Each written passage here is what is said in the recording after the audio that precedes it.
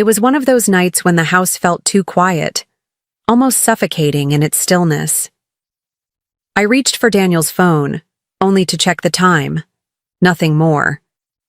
But before the screen dimmed, a notification popped up. Bright, bold, impossible to ignore. The name on it was strange, disguised, as if he'd tried to hide it in plain sight. My stomach tightened. Something in me already knew this wasn't innocent. I tapped, hesitating for just a second, and the words appeared. Words that shattered the air around me. "Don't worry, baby. I'll tell her soon. We'll be together. Just give me time." My breath caught. Those sentences, so casual, so confident, pierced me deeper than any argument ever could. My chest tightened, my hands shook, but strangely, my mind turned sharp, almost frozen in clarity. I couldn't stop myself. My finger kept scrolling, and each message was another dagger. Promises of leaving me, sweet declarations meant for her, plans for a future that excluded me entirely. It wasn't a mistake, not some fleeting temptation. This was a double life carefully written over months. And in that moment, I saw it clearly. I'd been living inside his lie, the only one who didn't know the story. I sat there in the dim light, phone heavy in my hand, as if it carried the weight of every lie he'd ever told me. My first instinct was to march into the bedroom, to throw the phone in his face and demand answers. But the thought of his rehearsed excuses, his practiced charm, made me pause. No. He would twist it, make me question myself, and I refused to give him that satisfaction. Instead, I just stared at his words, reading them again and again, as if repetition would somehow dull the sting. Any day now. That's what he told her. Any day now, he'd leave me, discard our years together like old furniture. I thought of the dinners I cooked, the laundry I folded, the small kindnesses I offered that went unnoticed. How many of those nights had he been slipping away, building a life with someone else in his head? I felt the betrayal burn, hot and merciless. But under the fire, something else stirred, something steadier. I didn't want to cry, at least not yet. I wanted to think. I wanted to calculate. Because if he had a plan, so would I. And while he was busy imagining a future without me, I was already imagining a way to end his performance, in my own time, on my own terms. I slipped the phone back exactly where I'd found it, careful not to leave a trace. My heart was pounding, but on the outside I stayed calm, almost eerily so. When I looked at Daniel sleeping, sprawled out with the same careless ease he carried through life, something inside me shifted. I wasn't just a wife betrayed.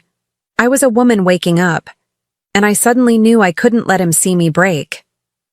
In the quiet of that night, I began replaying our years together like a film. Every trip, every late-night meeting, every excuse that never quite made sense. They all clicked into place like puzzle pieces I hadn't realized were there. I wasn't blind, I had simply trusted too much. And now, with every message burned into my mind, I understood the truth. His story had never included me beyond convenience. I turned off the light and slid under the covers, facing the opposite side of the bed. My body lay still, but my mind refused to rest. Plans began to take shape, fragile at first, then stronger, sharper. He thought he had time, that he controlled the story. But he had no idea that I was already drafting the ending. The next morning, I smiled as if nothing had changed. I poured Daniel's coffee, kissed his cheek, and asked about his schedule, just like I always did. On the surface, I was the same wife he thought he knew. Inside, though, I was something entirely different, a performer stepping into a role. He believed he was clever, slipping his lies into late-night texts. But I had already learned my lines, and I was determined to play my part to perfection. Every laugh I gave him was measured. Every touch was calculated. He told me a story about a client at work, and I leaned in, nodding, making him feel adored. And while he rambled on, I was already planning my next move. I excused myself to the bathroom, locked the door, and carefully screenshotted every message I had found. Each promise, each secret word, preserved forever. Proof. My proof. When I was done, I emailed them to myself under a subject line so ordinary he'd never think twice if he stumbled upon it. A little insurance policy, tucked away in the quiet corners of the digital world. I looked at my reflection in the mirror before walking out, forcing myself to soften my eyes, to smile just enough. Because for now, he needed to believe I was still blind. And, oh, how easily he did. As the days passed, I became an actress in my own home. I laughed at his jokes, asked about his meetings, even reached for his hand across the couch. To him, nothing had changed. To me, everything had. Each moment felt like walking on a tightrope, balancing between fury and control. But I knew the performance mattered. The calmer I appeared, the more careless he became. In secret, I found myself sitting across from a lawyer, my hands steady as I slid the screenshots across the desk. She looked at me, not with pity, but with recognition. She'd seen women like me before, women who smiled on the outside while their world cracked beneath the surface. Together, we began mapping out the steps. The papers, the accounts, the quiet unraveling of a marriage. It felt cold, but necessary. Back at home, I carried on as if my day had been ordinary. Daniel sat at the table scrolling on his phone, and I set dinner down with practiced ease. He looked up, smiling, so sure of his secret. But what he didn't realize was that his lies were already numbered. Each bite of food I served him carried with it the silent knowledge that I was 3 steps ahead. And that was enough to keep me steady. At night, I would lie beside him, listening to the rhythm of his breathing as he drifted off without a care. My mind, though, was restless, running through strategies, rehearsing the moment I'd turn his world upside down. I thought about the years I'd given him, the trust I'd handed over so freely, and how easily he had gambled it away for someone else's attention. That thought didn't crush me. It fueled me. Sometimes I caught him smiling at his phone when he thought I wasn't looking. That smug little grin he couldn't hide told me everything. He believed he was untouchable, that his secret life was perfectly stitched together. But every grin of his was another reminder that I held the threads now, and I was ready to pull until it all unraveled. And so, I played the doting wife. I kissed him goodnight, whispered sweet dreams, and tucked away my rage behind a soft smile. He had no idea the ground beneath him was shifting, inch by inch, with every step I took. Soon, the mask would come off, but not yet. Not until the stage was set exactly how I wanted it. One evening, as Daniel bragged about some minor victory at work, I leaned in and told him I wanted to celebrate him. His ego lit up instantly, just as I knew it would. I explained that I was planning a dinner, a gathering of family, friends, colleagues, people who believed in his success. The words tasted sweet coming out of my mouth because only I knew the truth. This wasn't a celebration. It was preparation. His chest puffed with pride as he nodded, pretending to be humble but unable to hide his excitement. He thought the night would be about him, another stage to flaunt his charm and soak up applause.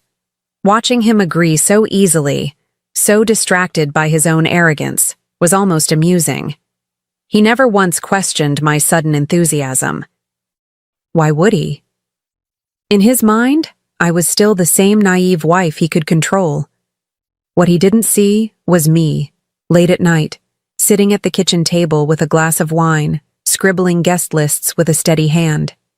His parents, his colleagues, mutual friends, they would all be there. Everyone whose respect he valued most. I wasn't inviting them to honor him. I was inviting them to witness him, to see him stripped bare in the one arena where he couldn't spin his lies. In the following days, I carefully laid the groundwork, Between polite phone calls and cheerful invitations, I built the guest list with precision. His parents were delighted at the idea, his colleagues intrigued, and our friends eager to join. They all believed it was my way of honoring Daniel's hard work, and in a way it was, but not in the way they imagined. Every yes I received was another nail in the coffin of his carefully crafted image. At night, while he scrolled through his phone, texting her under that ridiculous alias, I sat at the computer designing a slideshow. He thought it would be about his career, snapshots of milestones and achievements.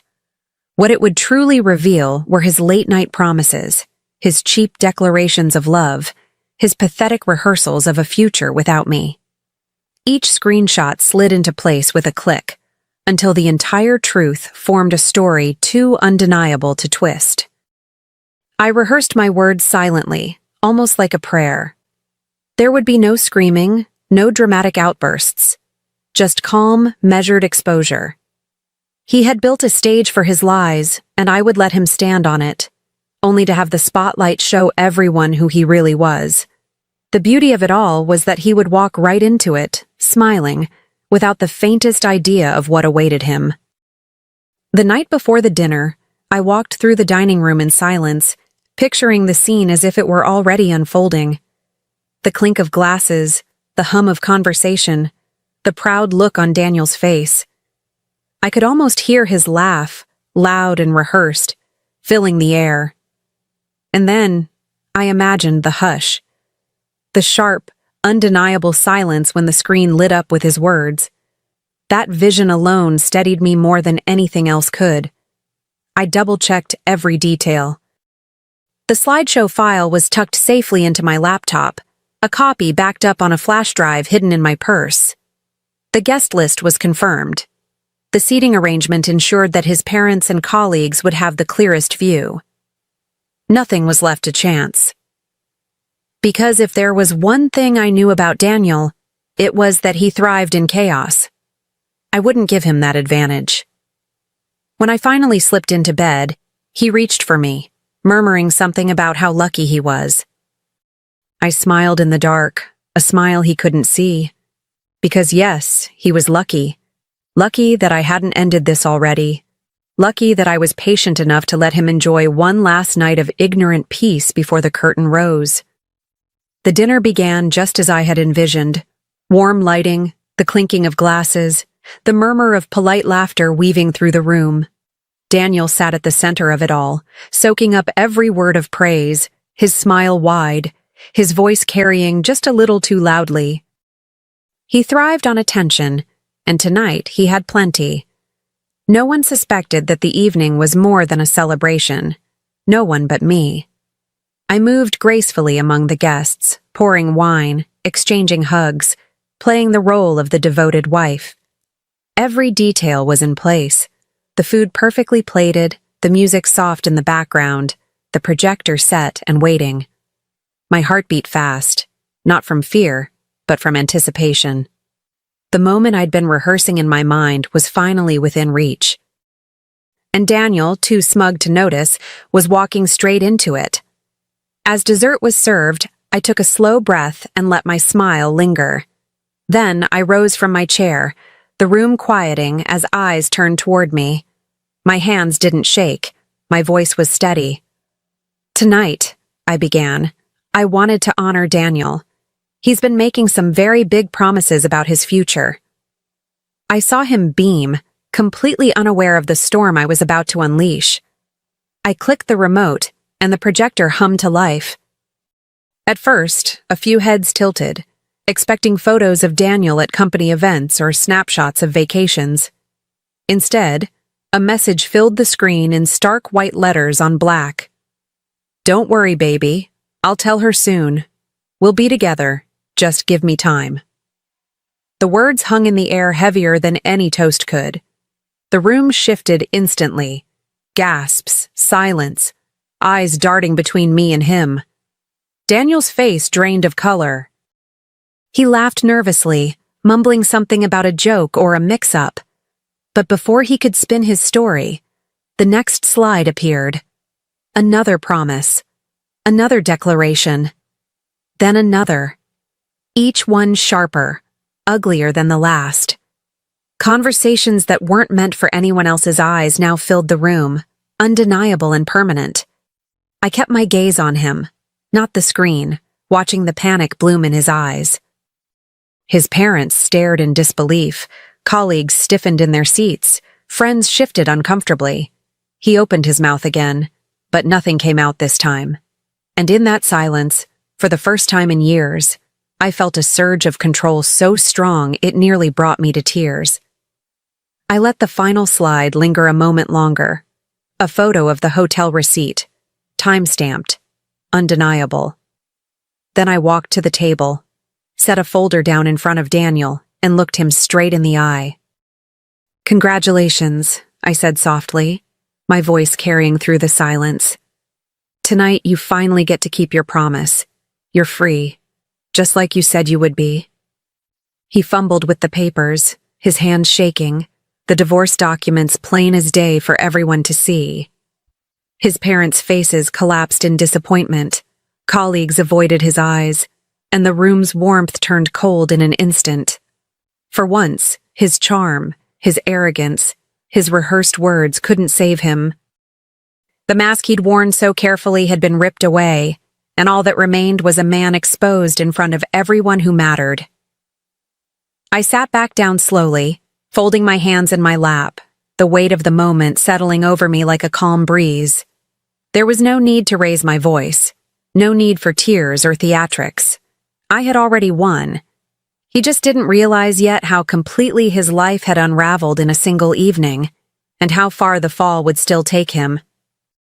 The aftermath began before the night was even over. Daniel tried to pull me aside, his voice a harsh whisper, but no one in that room could unsee what they'd seen. His colleagues avoided him like a shadow, his parents sat frozen in their seats, and I watched the pride that once filled him shrink into humiliation. Every ounce of control he thought he had slipped right through his fingers in the span of minutes. The next morning, the silence in our home was deafening. He paced, stammered, begged, tried to explain. But I didn't need explanations anymore. I had evidence, I had papers, and most importantly, I had clarity. His words no longer mattered to me. They were just echoes of promises I knew he could never keep. For the first time in years, I didn't feel trapped by them. I felt free of them. I filed for divorce that same week. Walking into the lawyer's office, I felt my spine straighten in a way it hadn't in years. No hesitation, no second guessing, no fear of what came next. Just a quiet, unwavering strength. The life he thought he controlled was over, and mine, the one he had underestimated, was just beginning. Word spread quickly. His colleagues whispered behind closed doors, clients pulled back, and his carefully polished reputation began to crumble. Without me by his side, he looked smaller, weaker, just another man exposed for what he truly was. His parents barely spoke to him, their disappointment cutting deeper than any scolding ever could. And the mistress, the one he'd built his fantasy around, was nowhere to be found when the walls closed in. I didn't gloat, at least not out loud. There was no need. The satisfaction came quietly, in small waves, every time I saw the consequences settle on his shoulders. I didn't have to destroy him. His own words had done that for me. All I had done was shine the light, and the truth took care of the rest. Watching him unravel was almost poetic, the kind of justice no courtroom could deliver. Meanwhile, I felt lighter. I filled my days with simple things: a morning walk, a coffee I brewed just for myself, calls with friends I'd neglected during the chaos of our marriage. Every small routine felt like an act of reclaiming something I'd lost. He had stolen my trust, but not my spirit. And step by step, I was learning how to stand in my own freedom again. One evening, I stood on the balcony with a glass of wine in hand, the sky painted in shades of gold and crimson. My phone buzzed relentlessly on the table behind me, his name flashing again and again. begging, pleading, bargaining. I didn't even bother to silence it. The sound had become nothing more than background noise, a reminder of a chapter already closed. The breeze carried with it a sense of peace I hadn't felt in years. I watched the sun dip lower, and for the first time, I didn't feel like I was waiting for something to break, for another secret to surface. I wasn't bracing myself anymore. I was living, finally, on my own terms. And the silence between his calls was sweeter than any apology he could ever offer. I lifted my glass and smiled to myself, a quiet, satisfied smile. He said he'd leave me soon, I thought, letting the words roll in my mind. I just made sure soon came sooner than he expected.